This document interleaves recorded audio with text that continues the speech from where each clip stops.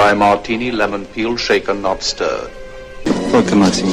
Shaken, not stirred. Shaken, not stirred. Shaken, not stirred. Shaken, shaken, shaken, not stirred.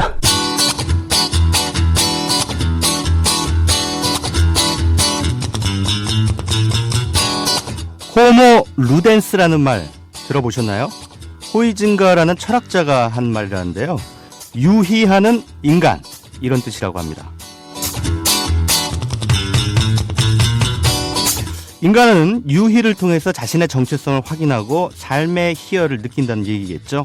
우리가 영화관에 가서 재밌는 영화를 감상하고 또 친구들을 만나서 술을 마시며 수다를 떨고 노래방에 가고 TV를 보면서 낄낄거리는 것도 다 유희하는 인간이기 때문일 겁니다.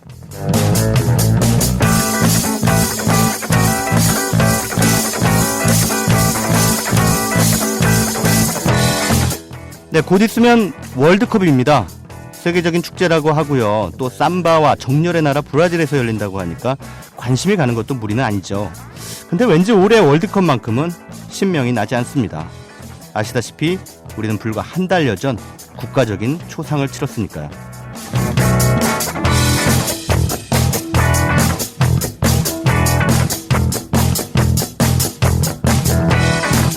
그렇다고 해서 유희하는 인간으로서의 본질을 외면할 수는 없겠죠. 문제는 우리를 성장시키고 인간에 대한 신뢰를 키울 수 있는 유희냐, 그냥 시간을 때우고 마는 찰나적이고 소모적인 유희냐일 겁니다.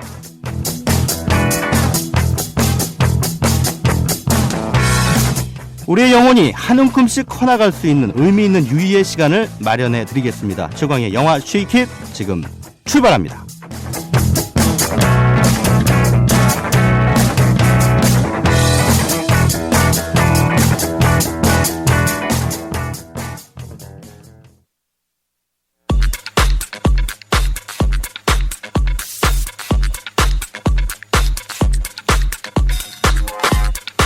네, 극장가 흥행순위 알아보는 비하인드 박스오피스로 문을 엽니다. 영화진흥위원회 통합전선망 기준 지난 주말 흥행순위 5위부터 1위까지 알아봅니다. 네, 먼저 5위 김대우 감독의 에로틱 멜로 인간 중독입니다. 많이 떨어졌네요. 지난주보다 3계단이나 미끄러졌는데요. 개봉 3주차인 지난 주말까지 137만 명 모았습니다. 이 정도면은 잘 됐다고 말하기는 좀 어려울 것 같습니다.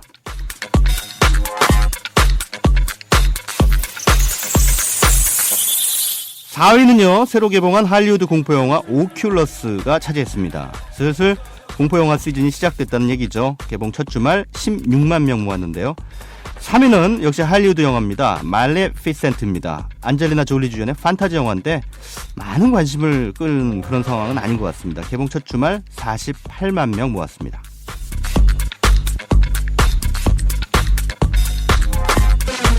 네, 2위입니다. 이선균이 비리경찰로 변신한 범죄 액션 스릴러죠. 끝까지 간다.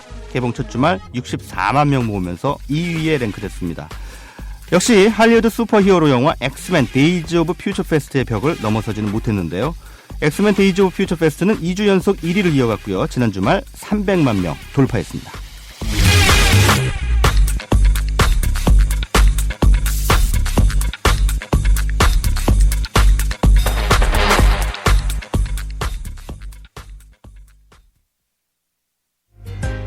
커피.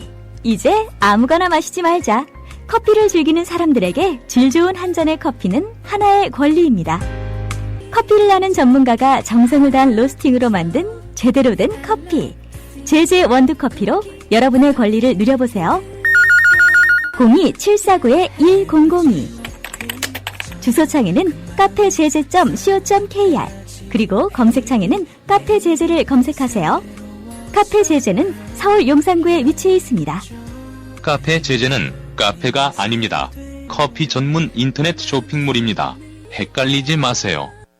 재수씨 결혼 축하드립니다. 앞으로도 행복하고 결혼 축하하고 오래오래 행복하게 잘 살고 나의 미래 결혼 생활을 진심으로 축하해줄 사람들과 같이 하는 소규모 결혼식을 생각하고 계신가요? 강남구 논현동에 위치한 벨뷰티아라는 오직 한 쌍의 신랑 신부님 그리고 혼주와 하객들만을 위한 여유롭고 안락한 예식 장소입니다. 작아서 더 행복한 결혼식. 유부남이 된 걸 환영한다. 앞으로도 좋은 일만 가득했으면 좋겠다. 결혼 축하해. 포털에서 벨 뷰티아라를 검색하세요. 예약 문의는 02-512-7996. 돌잔치 및 각종 기업 행사도 예약받습니다. 국민TV 조합원에겐 다양한 혜택을 드립니다. 네, 여러분 안녕하십니까. 일주일 만에 돌아온 최광의 영화 시계기시입니다. 일주일 만에 돌아왔지만 사실상 2주일 만에 돌아온 거죠. 예, 지난주에 제가 미국 여행을 다녀오는 바람에 네, 녹음을 했고요. 이번 주에는 네, 직접 스튜디오에서 이제 여러분들 만나고 있습니다. 미국 잘 다녀왔습니다. 한 열흘 정도 여행을 했는데요. 뭐 샌프란시스코, 라스베가스, 또 로키 산맥에 있는 콜로라도 뭐 이런 곳을 쭉 돌아다녔습니다. 미리 말씀드린 대로 저희 형님이 네, 한 번도 해외여행을 안 해본 관계로 제가 가족애를 발휘를 해서 형님을 모시고 갔는데요. 정말 좋아하더라고요. 그래서 그것만으로도 이번 여행의 보람은 있다라는 생각이 듭니다. 뭐 여행하면서 얻게 되는 여러 가지 뭐 미덕들이 있겠죠. 일단 새로운 것을 보게 되고 시야가 넓어지고 또 다른 삶을 보는 것. 이런 것들도 굉장히 중요하겠지만 저는 무엇보다 여행을 통해서 얻는 가장 큰 미덕은 그냥 일상의 루틴으로부터 벗어나 있는 것. 그 자체가 아닌가 싶습니다. 일상에서 살짝 벗어나면은 그동안 제가 살아왔던 어떤 관성적인 삶에 대해서 다시 한번 반성을 하게 되고요. 그것들에 대해서 좀 생각해 볼 수 있는 그런 여유들이 생기니까요. 그런 부분에서 이번 미국 여행도 저한테는 굉장히 의미 있고 좋은 시간이었던 것 같습니다. 여러분들도 이제 곧 어떻게 보면은 이제 7월로 넘어가면 이제 휴가철이 되니까요. 올 여름 휴가 잘 계획하셔서 그런 의미 있는 여행을 다녀오시면 좋을 것 같습니다. 여유가 되신다면요. 뭐 여행을 다녀오실 수 없는 그런 상황이라면은 작은 여행이나마 예, 그냥 뒷골목, 동네 뒷골목 혹시 가보지 않았던 곳, 네, 우리 동네에서 가보지 않았던 곳 한번 기웃거려 보는 것. 저는 그것도 여행이라고 생각을 합니다. 섞지 말고 흔들어로 이어갑니다.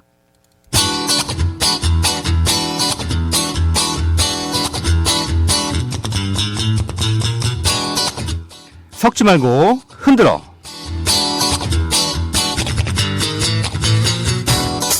저는요, 야한 영화 좋아합니다. 이 방송 들으시는 분들 중에 야한 영화 싫어하시는 분 혹시 계십니까? 금욕을 삶의 철학으로 받아들인 분이 아니라면 아마 대부분의 사람들, 뭐 남녀 구분할 것 없이 다들 야한 영화 좋아하시죠? 네. 음란선생이라는 영화의 표현을 빌자면요, 이 남녀 상열지사의 집맛에 대한 추구, 이것은 유구한 역사성을 가지고 있습니다. 그만큼 이른바 관음의 욕망, 훔쳐보기의 욕망, 요건 아주 보편적인 거죠. 태생적으로 상업성을 지닌 영화가 이런 욕망을 외면할 리 없겠죠. 네. 제작자들은 이 포르노그래피로 대접받지 않는 선에서 자신들의 영화에 조금이라도 더 야한 장면을 집어넣어서 대중의 관심을 가로채고자 안간힘을 써왔죠. 언론은 여기에 또 파격, 노출, 뭐 이런 자극적인 수사로 그 노력에 화답을 해왔습니다. 그런데 비슷하게 야한 영화로 할지라도요, 다 장사가 잘 되는 건 아닙니다. 오히려 흥행에 실패하는 경우가 더 많습니다. 조금 멀리 가면은 여균동 감독의 뭐 파격적인 에로 영화죠. 2000년작 미인에서부터 또 에로스를 전면에 내세운 몇 년 전에 개봉한 오감도라는 작품까지 이 성의 코드를 앞세운 영화들이 대개는 성공과는 거리가 멀었습니다. 이제 신경전이야. 신경전 온몸이 살아있어. 혀도 살아있어. 호흡소리 거칠어. 미치겠어. 뜨거워. 니네들은 지금 사우나에 와 있는 거야. 하이 카메라 발음 둘 액션.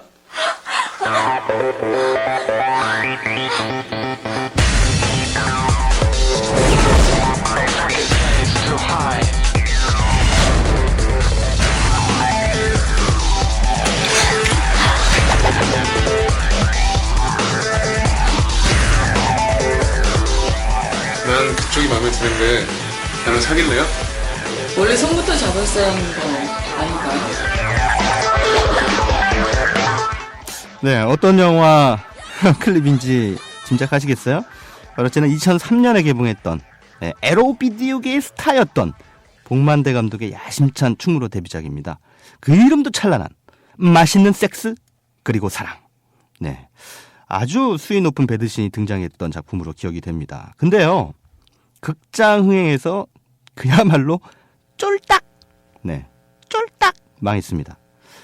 왜 이렇게 쫄딱 망했는지는 뭐 나중에 좀 말씀드리겠습니다. 근데 아주 희한하게도요, 이 영화가 온라인으로 들어오니까, 인터넷으로 들어오니까요, 희한한 현상이 벌어졌는데요. 다운로드 순위를 무려 몇 달째 정상을 굳건히 지켰습니다. 야, 이 모순된 현상, 무엇을 우리에게 시사할까요? 이런 거 아닐까요? 사람들은 야한 영화를 좋아하지만 대놓고 보는 건 좋아하지 않는다. 특히나 많은 사람들이 집단으로 몰려있는 극장이라는 공간, 이거는 야한 장면에 대한 탐닉 욕망을 좀 머쓱하게 만드는 곳이죠. 그러니까요, 야한 영화는 나 홀로 즐길 수 있을 때 비로소 가치를 발휘한다는 거죠. 야동 좋아하시는 분들 무슨 말씀인지 아실 겁니다. 네, 성을 바라보는 우리 사회의 시선, 이게 그만큼 이중적이라는 반증이죠. 자, 이 대목에서 그럼 이런 질문이 나올 법도 합니다. 그러면 색계라든가 또는 쌍화점, 뭐 미인도, 방자전, 이런 영화들도 굉장히 야했는데 왜 흥행에 성공했을까? 그러게요. 그 영화들도 노출이나 배드신의 수위면에서는 꽤 많이 나간 경우인데 말입니다. 여기서 우리는 야한 영화의 흥미로운 흥행 법칙을 끄집어낼 수 있습니다. 뭘까요? 네, 야한 장면이 들어가 있대. 그게 전부여서는 안 된다. 이겁니다. 즉, 성의 코드가 강하긴 해도 전면으로 나서지 않아야 흥행을 보장받을 수 있다. 이런 얘기죠. 자, 여러 가지 방법론이 있는데요. 일단 그 첫 번째 방법론, 시대극의 틀 안에 담는다.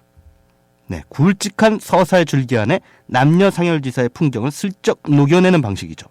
중요한 건 그 풍경이 이야기의 흐름과 적절하게 조응해야 한다는 점입니다.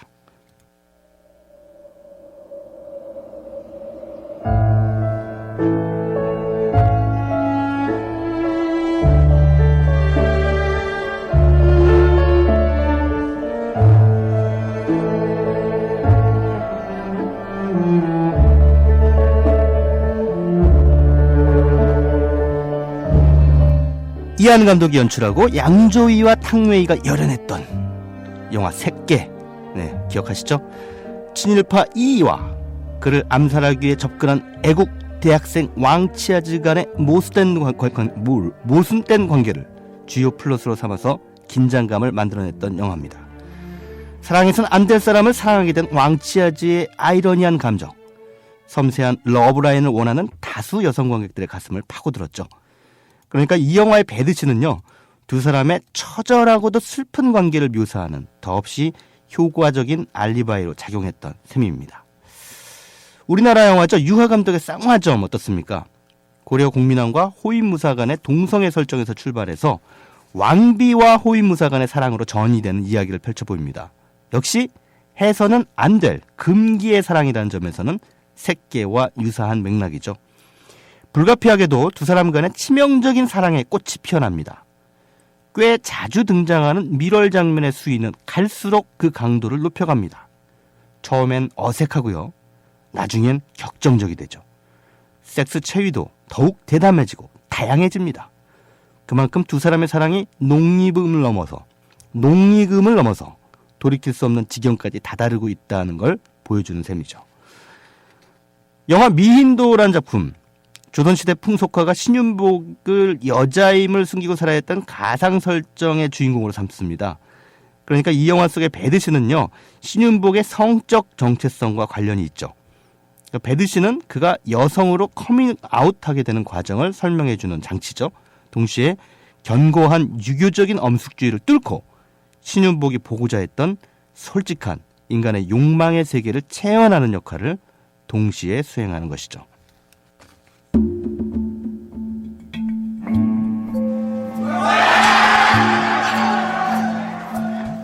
정조를 안 지키면서 거부한 거면 내쳐 죽일 생각이야. 몽룡 도련님께 안부나 전해주소.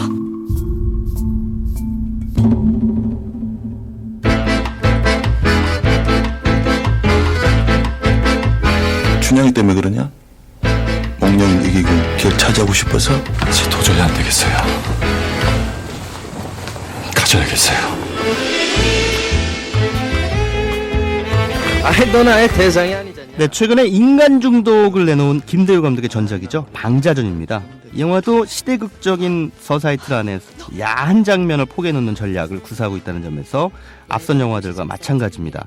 익히 알려진 고전이죠. 춘향전의 내용을 살짝 비틀어 놓고 있는 이 작품에서 춘향과 방자는 역시나 해서는 안 될 은밀한 사랑을 합니다. 이렇게 두 인물은 춘향을 상징하는 수절의 미덕을 배신함으로써 풍자와 해학의 임무를 완수하는 거죠. 이런 점은 동시에 김주혁과 조여정이 선보이는 야한 장면에 눈요깃거리 이상의 의미를 부여하는 거죠. 이렇게 야한 장면이 이야기 안에 슬쩍 포개져 있을 때 그런 장면을 집단으로 관람하는 데 대한 관객들의 불편함 또는 어색함이 상쇄됩니다. 이런 전략은 홍보 과정에서도 그대로 적용되는데요. 앞서 언급한 영화들 대개 성의 코드를 전면에 내세워서 홍보를 하지 않았다. 이런 공통점을 발견할 수 있습니다. 포스터가 아주 야하지도 않았고요. 미인도라는 작품만 에로티시즘이라는 단어를 썼지 이 야한 장면을 직접적으로 연상케 하는 홍보 문구는 거의 쓰지 않았습니다. 하지만 언론 보도에 힘입어서 성의 코드의 수위를 우리 관객들은 어느 정도는 알고 있죠. 그러니까 관객들의 이 관음 욕망, 이걸 겉으로 드러나지 않고 이 물밑으로만 살짝 흐르게 만드는 그런 셈입니다. 한마디로 성에 대한 관객들의 이중성에 화답하는 거죠. 이게 바로 야한 영화의 흥행 법칙입니다.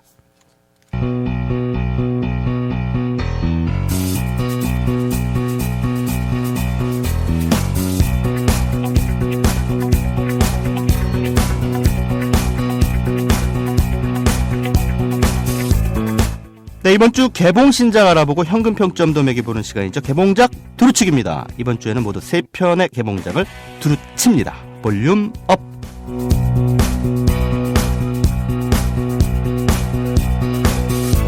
먼저 할리우드산 SF 영화 엣지 오브 투모로우입니다. 영화의 배경은 가까운 미래입니다. 미래의 배경의 SF 영화가 늘 그렇듯이요. 이 영화에서도 인류는 멸망 위기에 놓이죠.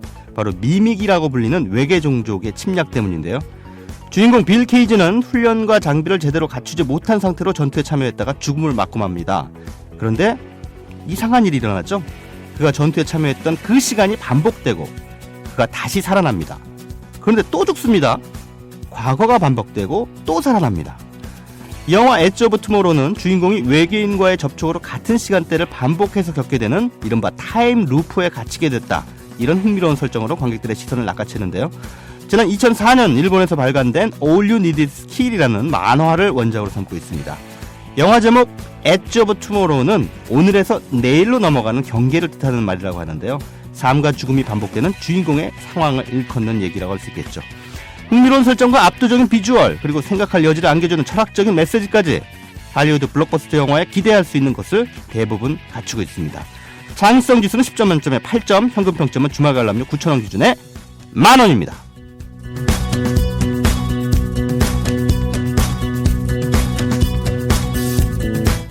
한국형 액션 영화의 신기원을 보여준 아저씨의 이정범, 그리고 A급 스타 장동건의 만남만으로도 화제를 불러모은 우는 남자, 이번 주 간판을 내걸었습니다. 낯선 미국 땅에 홀로 남겨져서 냉혈한 킬러로 살아온 고은이 주인공인데요. 조직의 명령으로 타겟을 제거하던 중에 실수로 여자아이를 죽이게 되죠. 그리고 자신의 삶에 깊은 회의를 느끼게 됩니다. 조직은 그런 곤에게 한국에서의 마지막 임무를 맡깁니다. 곤의 타겟은 치매에 걸린 엄마를 돌보며 절망 속에서 살아가고 있는 모경이라는 여잔데요. 잃을 게 없는 남자, 그리고 남은 게 없는 여자. 벼랑 끝에 선 두 사람의 운명적인 만남은 어떤 결과로 이어지게 될까요? 이정범 감독의 전작인 아저씨가 둔탁한 맨몸 액션에 주력했다면 이 영화는 설정상 총격 액션이 상당한 비중을 차지하고 있고요. 두 남녀 주인공의 감정 라인을 묘사하는데 주력한 흔적이 역력합니다. 기대가 크면 실망도 크다고 하죠. 이정범 감독의 전작 아저씨가 워낙 괜찮은 평가 속에서 흥행을 했기 때문인지 우는 남자는 상대적으로 실망스럽다는 평가가 대세적입니다. 창의성 지수는 10점 만점에 6점, 현금 평점은 7,000원입니다.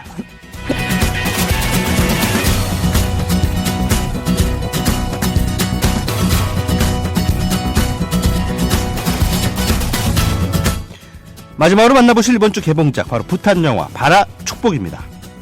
감독 헤인체 노르부가 부탄 사람이라 부탄 영화로 분류되고는 있습니다만 이 영화의 배경은 인도의 어느 작은 마을입니다. 물론 배우들도 모두 인도 사람들이고요. 그러니까 사실상 인도 영화라고 봐도 무방할 것 같습니다. 그렇다고 해서요, 우리가 흔히 보는 인도의 이른바 발리우드 영화처럼 화려한 군무 장면은 별로 등장하지 않습니다. 어떻게 보면은 예술 영화에 가까운 작품이다, 이렇게 설명드릴 수 있겠는데요. 영화 바라 축복은 인도 전통춤인 바라타나티암 무희인 여주인공 닐라와 그를 흠모하는 샤미라는 청년 간의 애틋한 멜로 라인을 중심으로 해서요, 인도 신화의 세계 속으로 관객들을 조용하면서도 힘있게 끌어당기고 있습니다. 지난해 부산국제영화제 개막작이었죠. 서정적인 영상미, 아름다운 스토리가 압권입니다. 요즘처럼 자극적인 영화가 넘쳐나는 시대에 이 영화는 관객들에게 조용하고도 맑은 감성을 안겨주는데요. 감수성이 섬세하고 예민한 분들께 이 영화를 추천해드립니다. 마치 1시간 반 동안 숲속의 명상에 빠졌다가 나온 그런 기분이 드실 겁니다. 창의성 지수는 8점, 평균 평점은 11,000원입니다.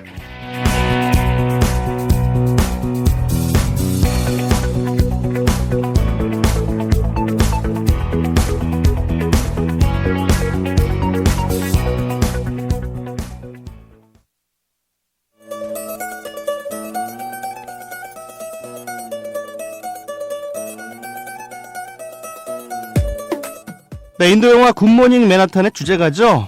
나브라이 마지가 불렀습니다. English Finglish.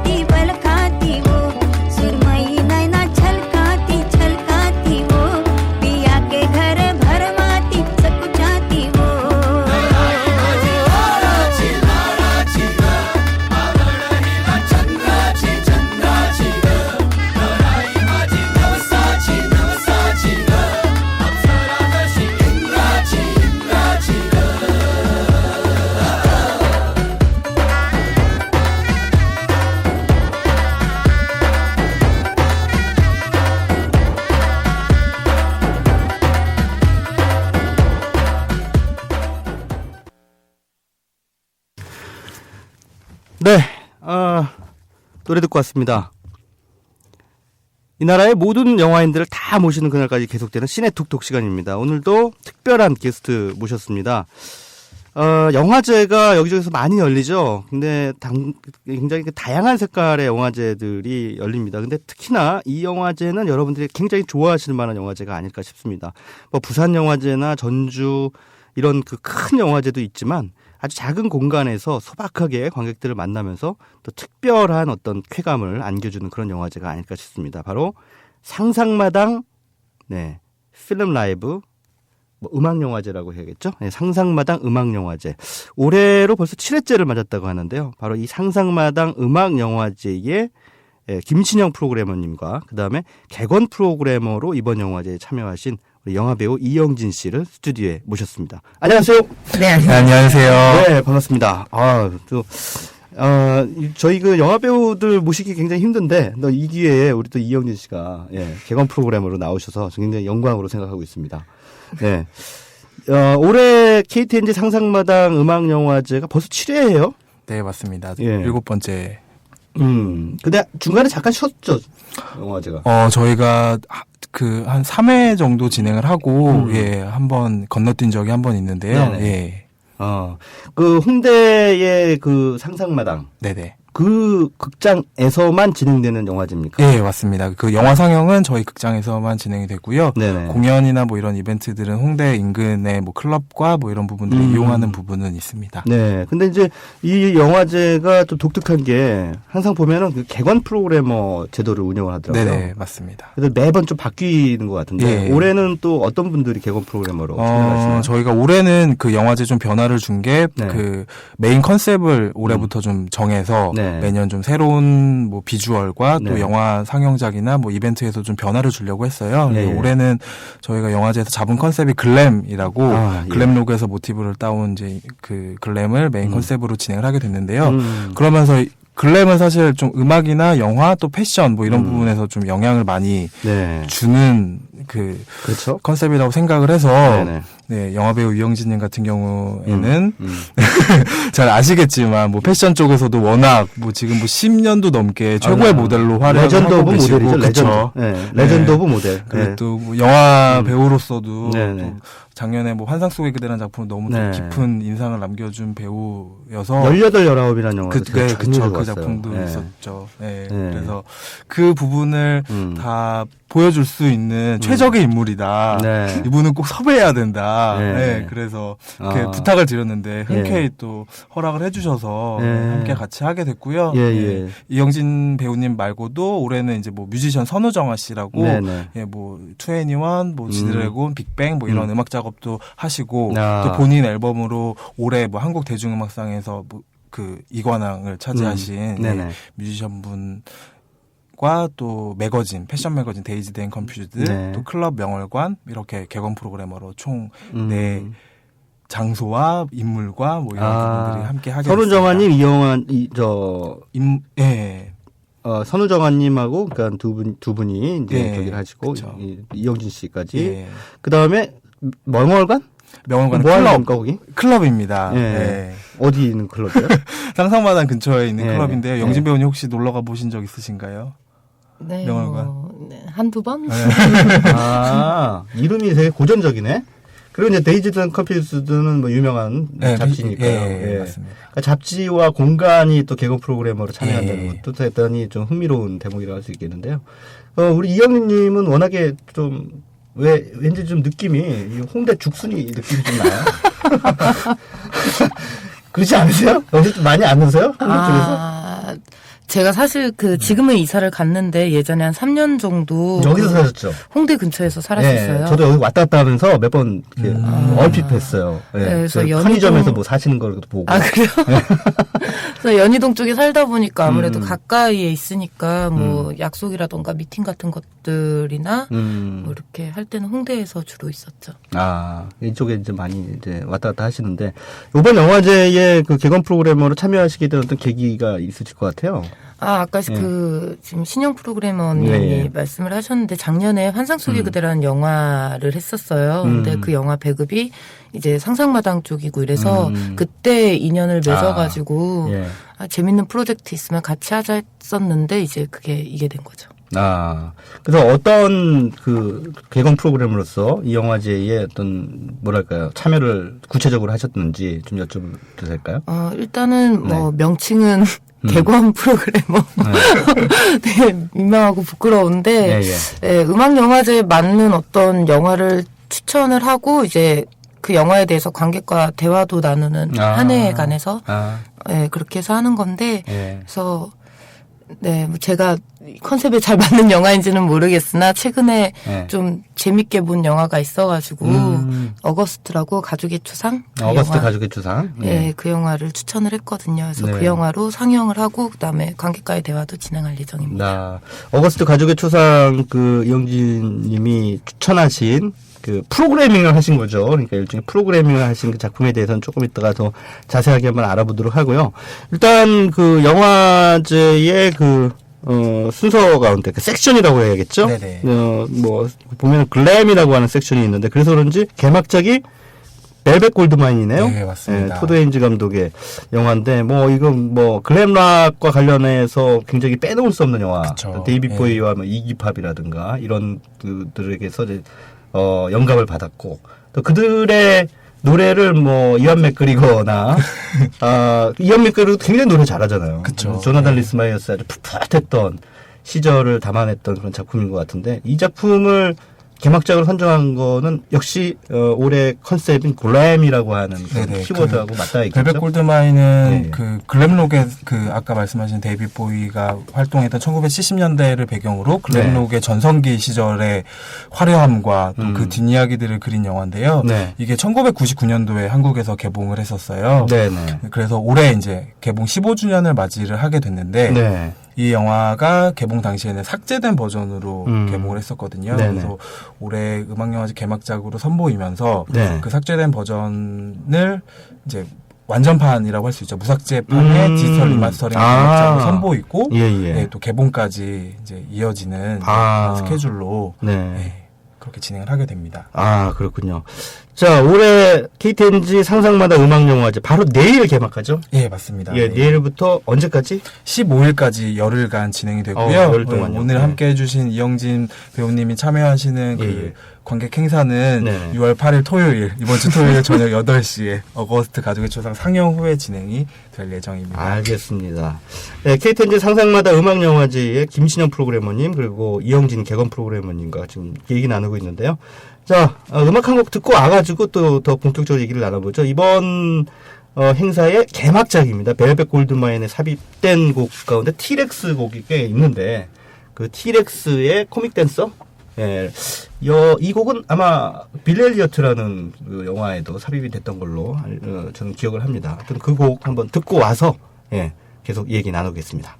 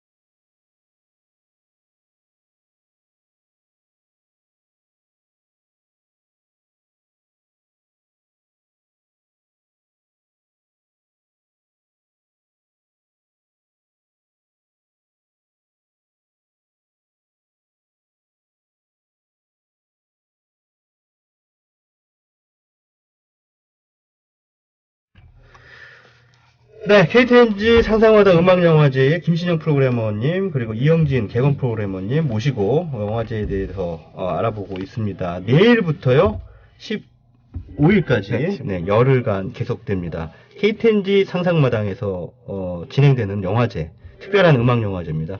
저도 상상마당 가끔 가는데요. 가끔이 아니라 자주 가는 편이죠. 근데 보면 지하 4층에 있어요. 지하 4층 맞죠? 맞습니다. 그래서 꼭 그 동굴 속으로 들어가는 거예요.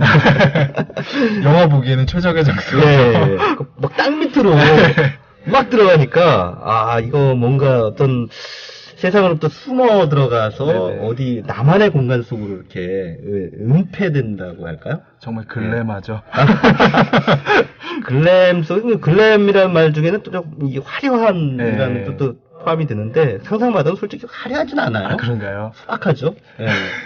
소박한데 그래도 영화 보기에는 굉장히 좋은 환경을 갖추고 있고. 감사합니다. 예, 특히나 뭐 일단 작지만 뭐 사운드라든가 이 스크린과 또 객석의 그 각도 뭐 이런 것들이 상당히 그 쾌적한 그 관람 환경을 갖추고 있는 그런 극장이라고 할 수 있겠습니다. 게다가 또 매년 보면은 아주 다양한 행사들을 진행하고 또 독특한 또 젊은이들의 감수성에 어필하는 그런 행사들을 여는데 올해 음악영화제도 또 그런 연장선에서 또 의미부여를 할 수 있지 않을까 싶습니다. 자, 그 섹션별로 한번 그 영화들이 어떤 영화들이 이번에 상영이 되는지 좀 알아보죠. 일단 음악영화 신작전이라고 있는데 개봉작이나 아니면 개봉 예정작들을 계속 쓰는 거죠? 개봉을 앞둔 이제 올해 발표된 음악영화 신작들을 만나볼 수 있는 섹션인데요. 총 9편의 작품이 상영이 되고요. 뭐 애니메이션, 다큐멘터리, 극영화, 또 그 만들어진 국가도 굉장히 좀 다양하게 다양한 음악들과 이야기들을 좀 접하실 수 있게 그런 식으로 좀 준비를 한번 해보았습니다. 네, 음악영화 신작전에 보니까 뭐 그녀 이미 뭐 개봉한 작품이고 지금 흥행도 잘 나가고 있는 엄청 잘 되고 있는 스파이크 존즈 감독의 영화이고요. 씨 없는 수박 김대중. 제목이 굉장히 독특한데. 네, 씨 없는 수박 김대중은 그 홍대 앞에서 활동하시는 블루스 뮤지션 씨 없는 수박 김대중 씨의 이제 음악과 인생 이야기를 다룬 다큐멘터리인데요. 또 저희가 위치하고 있는 장소 홍대다 보니까 매년 이제 홍대 뮤지션들을 다룬 영화들을 한 편씩 해드리는 것 같아요. 올해는 이분의 작품을 소개를 하게 됐는데 굉장히 블루스 뮤지션이다 보니까 진솔한 이야기들과 또 그런 음악들을 들으실 수 있는 좋은 기회가 아닐까 싶습니다. 음악 다큐멘터리에 해당하는 수 있겠네요. 근데 러닝 타임이 비교적 짧네요. 53분이면 아주 부담 없이 보실 수 있는 그런 작품이고 또 선샤인 온리스, 요프공의 아야, 뭐 개봉 대기 중인 영화들이죠. 다들. 맞습니다.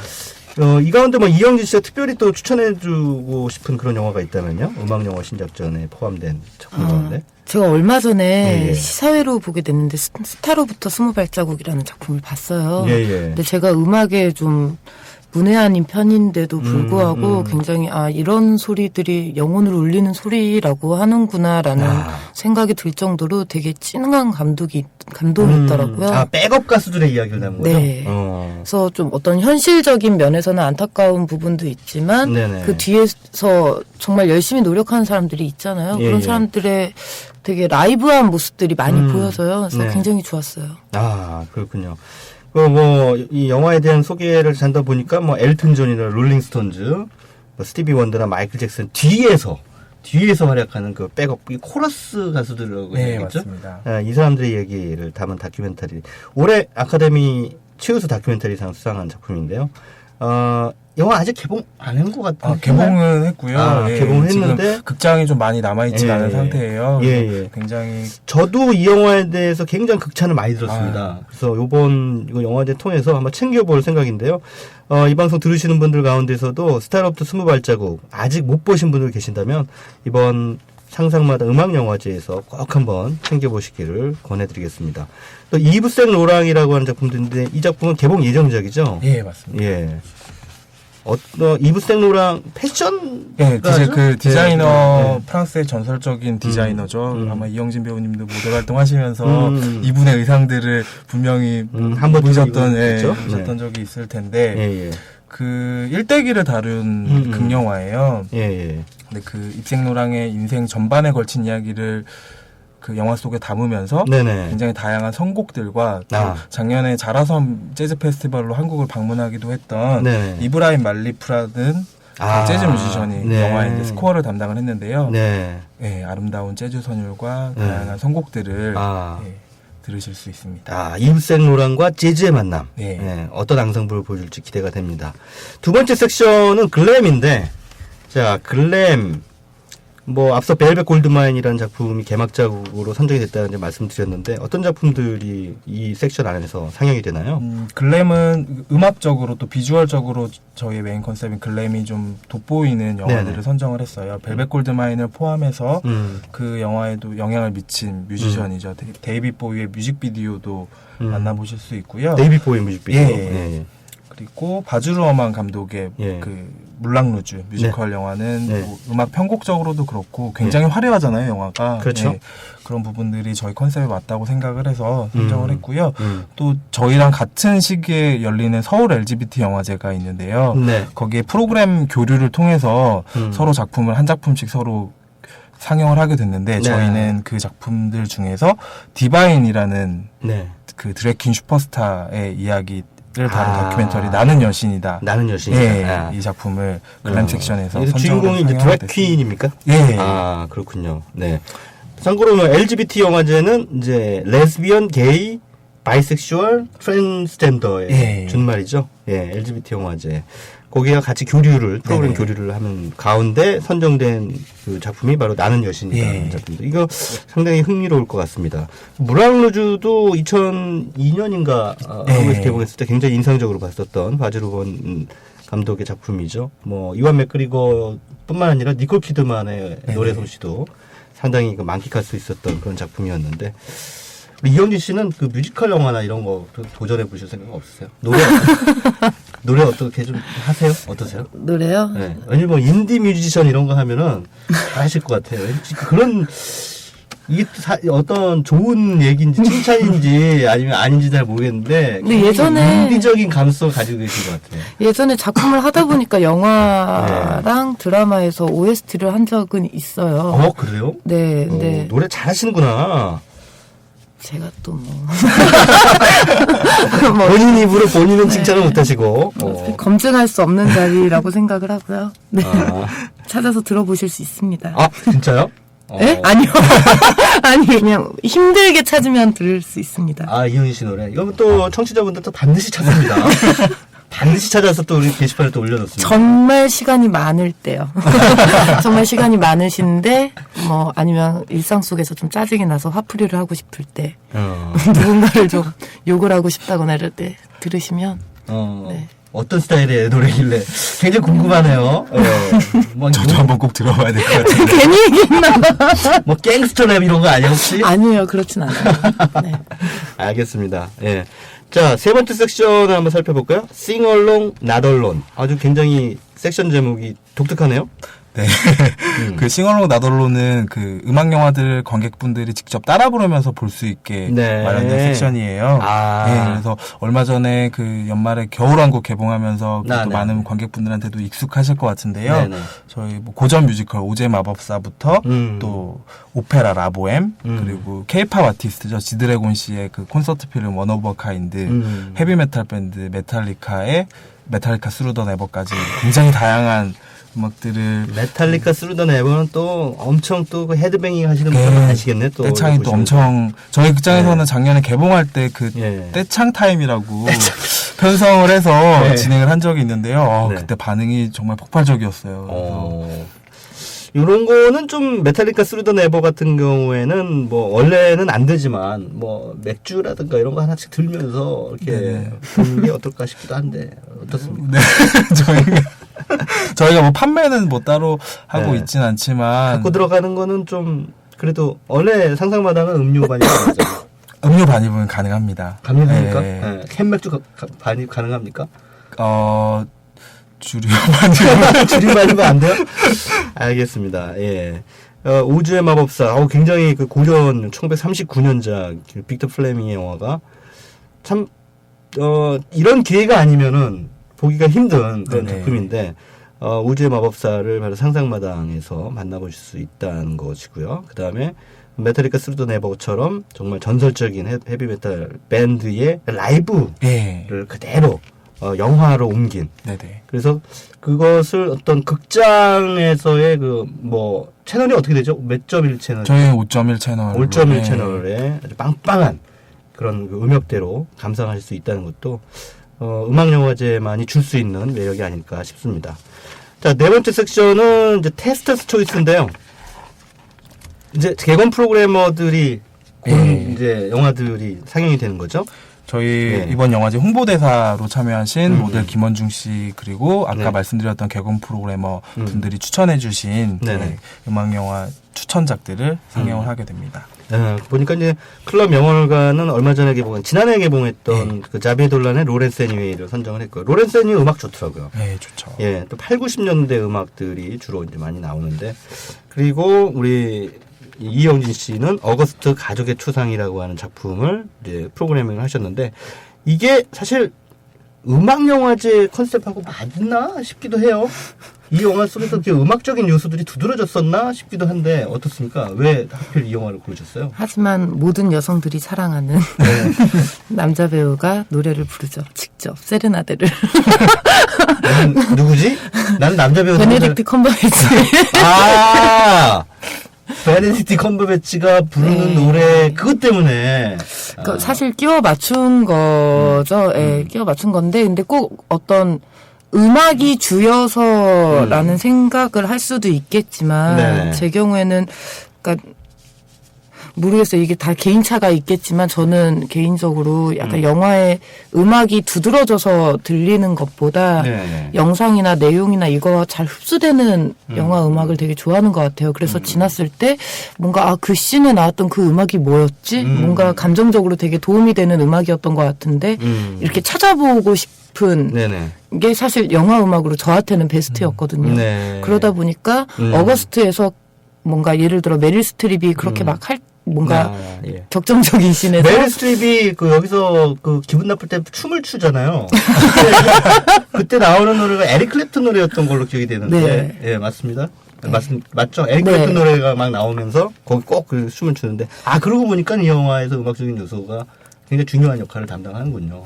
그래서 이게 사실상 딱 내용이나 영화만 봤을 때 음악 영화다라고는 하기 힘들지만 사실상 영화를 봤을 때 음악도 많이 남고 그러다 보니까 끼워 맞추게 되더라고요. 베네딕트 컴버배치의 세레나데를 모든 여성 관객들이. 또 제가 듣기로는 이영진 배우님이 음악 감독이 이제 구스타보 산타올라야라는 음악 감독이 이제 참여를 했는데요. 그 감독이 참여한 영화들을 되게 평소에 좋아하셨다고 얘기를 들었어요. 그러시구나. 어우. 영화 음악에도 조예가 굉장히 깊으시네요. 제가 음악을 잘 모르는데 제가 특히 이렇게 이 영화 너무 좋다. 사실 좋아하는 감독이 됐죠. 이제는 그 알레한드로 곤잘레스 이냐리투 감독 작품들을 좋아하는데 그 작품들은 꼭 한 번으로 안 그치고 두 번, 세 번 보게 되더라고요. 그러다 보니까 자연스럽게 그 음악들이 귀에 들리고 느낌이 너무 좋은 거예요. 근데 어떻게 보다 보니까 이 영화에도 같은 음악 감독이더라고요. 저도 사실은 영화 음악 관련해서 어디 가서 강연하는 사람인데 구스타보 산타올라야는 부끄럽지만 처음 들어보는 이름입니다.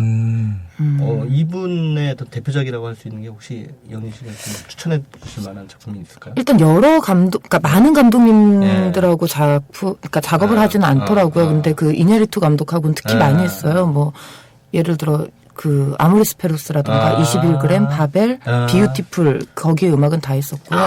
그리고 이안 감독의 브록백 마운틴. 네, 거기에도 음악을 담당하셨고요.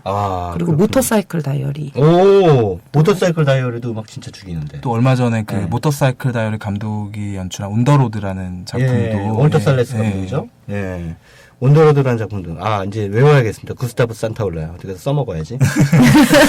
업데이트가 안 돼가지고 내가 요즘에. 근데 항상 뭔가 음악이 딱 튀어서 듣는 영화라기보다는 영화를 보고 났을 때 그 감정에 되게 도움이 많이 되는 음악들을 하시는 것 같아요. 그래서 저는 개인적으로 되게 좋아해요. 네. 영화에서 사실 음악과의 관계는 뗄 수가 없죠. 영화의 역사 속에서 음악이 차지하는 비중 이런 거는 굉장히 중요한.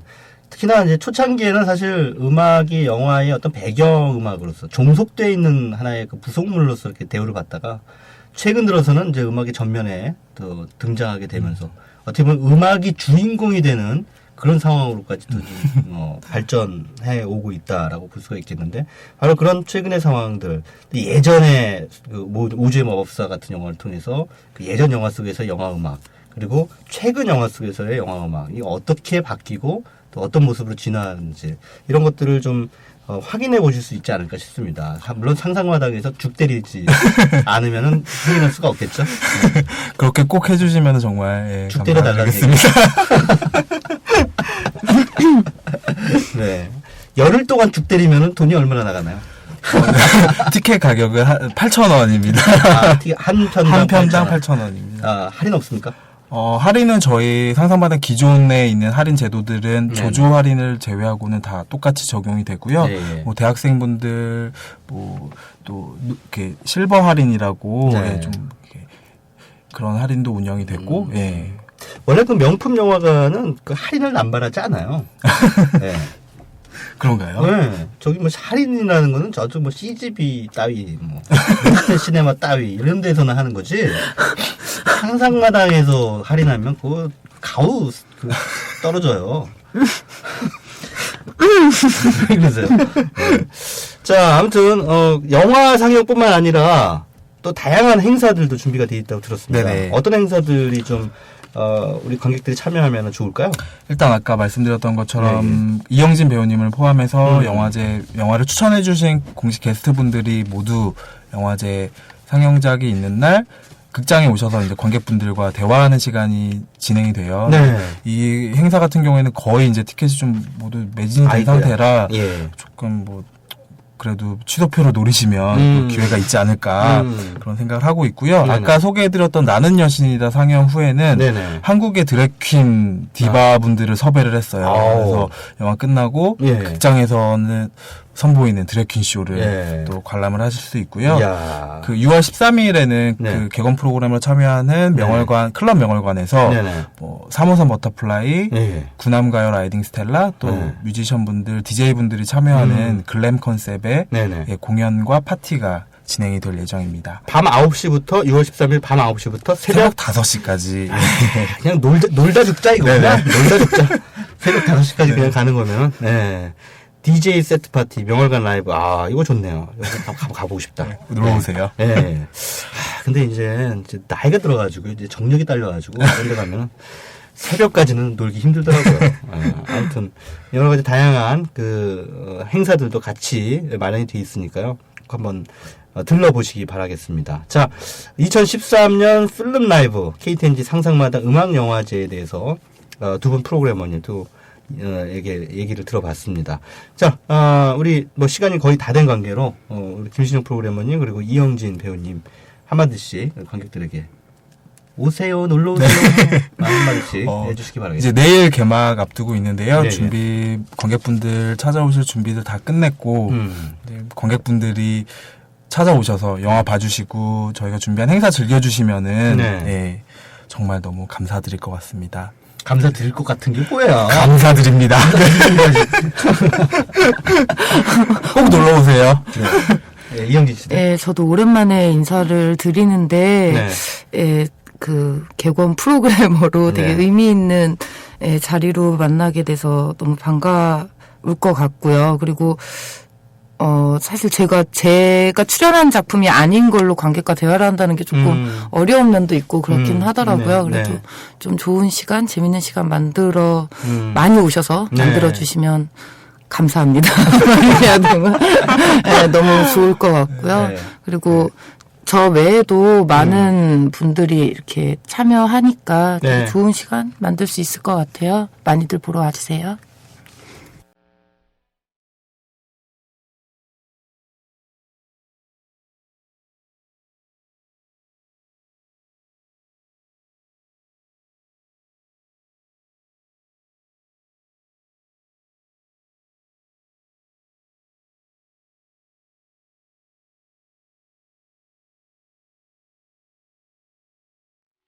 저는요, 중원본이나 동어반복, 이거 굉장히 싫어합니다. 한 얘기 또 하고 말투를 바꿔서 또 하고 몇 가지 레퍼토리를 계속 재활용하는 사람들을 만나면요 막 짜증이 솟구쳐요. 그래서 한 번만 더 들으면 너 999번째다 이렇게 금세 찬물을 끼얹고 싶어지죠. 근데 요즘 저도 그런 것 같습니다. 가끔은요 여기서 한 얘기를 또 저기서 하고 있는 제 자신을 발견할 때가 종종 있는데요. 사실 늘 새로운 이야기거리를 만들어낸다는 게 쉽지 않은 일입니다. 그래서 사고와 인식의 범위를 넓히려고 노력한다고 해도 별반 거대한 깨달음도 다가오지 않죠. 제가 이 모양이니까요.